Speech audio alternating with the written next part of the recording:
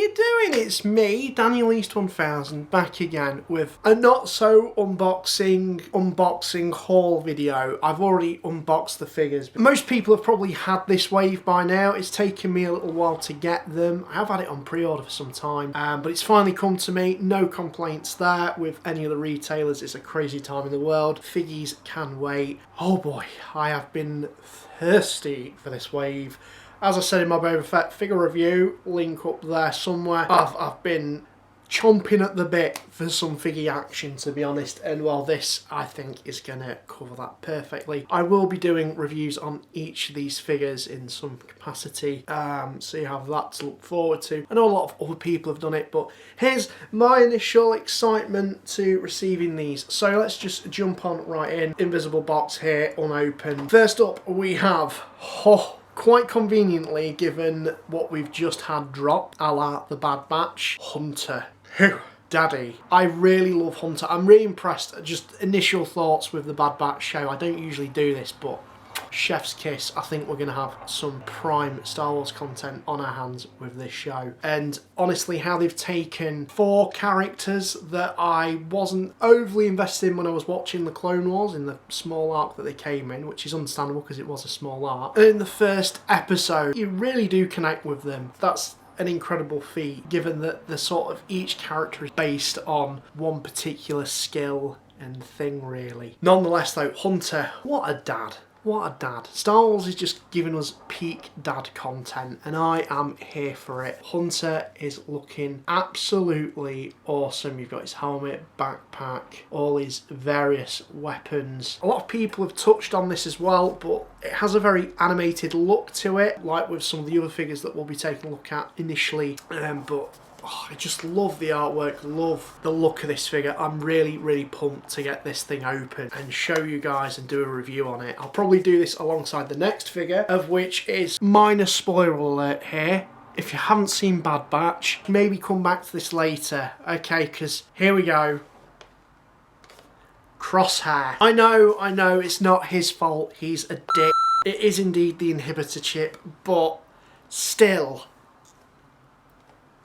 I love Crosshair though. I don't know what it is. I think the foreshadowing has always been there with him being sort of like the one that's going to pursue the other Bad Batch members. I think his armour design is super awesome. You know, his head sculpt with that crosshair on his eye there, and his helmet. I love this guy, the sharpshooter Crosshair. These two, definitely reviewing them together, and they just look so badass, and I'm just really chomping at the bit now even more for the Bad Batch team, because I've got Tech and Wrecker on pre-order, and just having these two is like, oh, the eternal struggle, the wait for the other guys to come. That's what she said. Oh, Crosshair. This was the one, I think. After seeing the Bad Batch last week, this was the figure that I surprisingly became more and more hyped about. And I do believe they are going to be releasing another version of this at some point. It did get slightly leaked. No picture of the actual figure, just the bio. But I think we could be seeing an Imperial Crosshair. Très bien.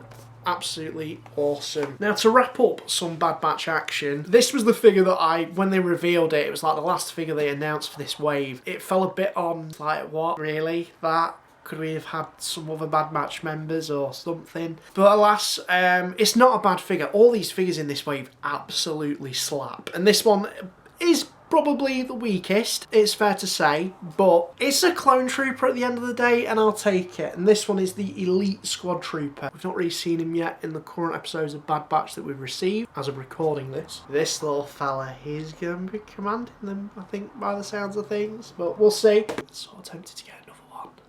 I probably shouldn't, but yeah, really awesome.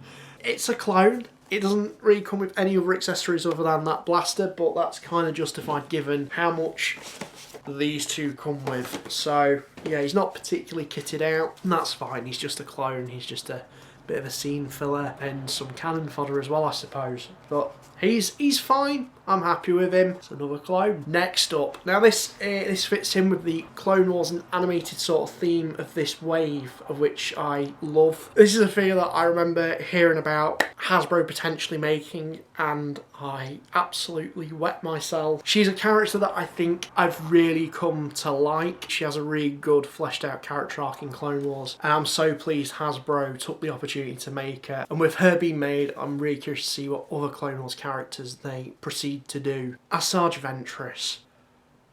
This figure could have been absolute cack, but when I've seen pictures and reviews online, this one is. Oh, Hasbro, you've got it so damn right with this one, and it's gorgeous. Absolutely gorgeous. So Asajj Ventress is Count Dooku's assassin. I'm just really pleased to have a figure of Asajj Ventress in 6" in my collection. And finally, it does fit in with the Clone Wars theme, although it's more into the live action realms for sure, as this is based from the Mandalorian appearance, and is actually amazingly a first appearance for this character in figure form, which is mind-blowing because they should have made her in 3-4" in the Clone Wars line when that was out. How it's taken so long for this character to be made in some action figure form is just beyond me. I think Funko beat Hasbro to this one, which is not too uncommon nowadays, but Bo-Katan,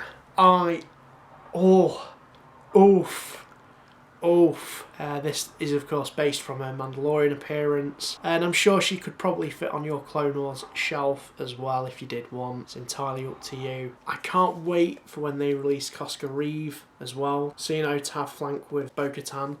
Also, cool enough as well, we've got that Mandalorian Loyalist who accompanies this figure well as well, but I'm super chuffed with this one. All these figures are just, it's like Christmas.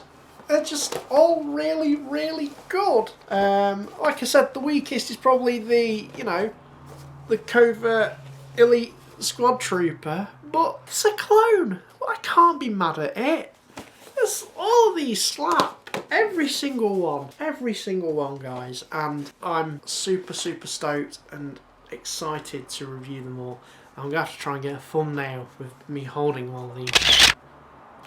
Oh boy, I can't, I'm going to have to get on going now and get these guys unboxed. I'm pretty sure you guys have probably picked these up already, and I'm one of the last few remaining ones to get these. But yeah, if you haven't got them already, I mean, wait until you see my reviews on them, but still, get your hands on them because they're all freaking sweet. Have you picked them up though?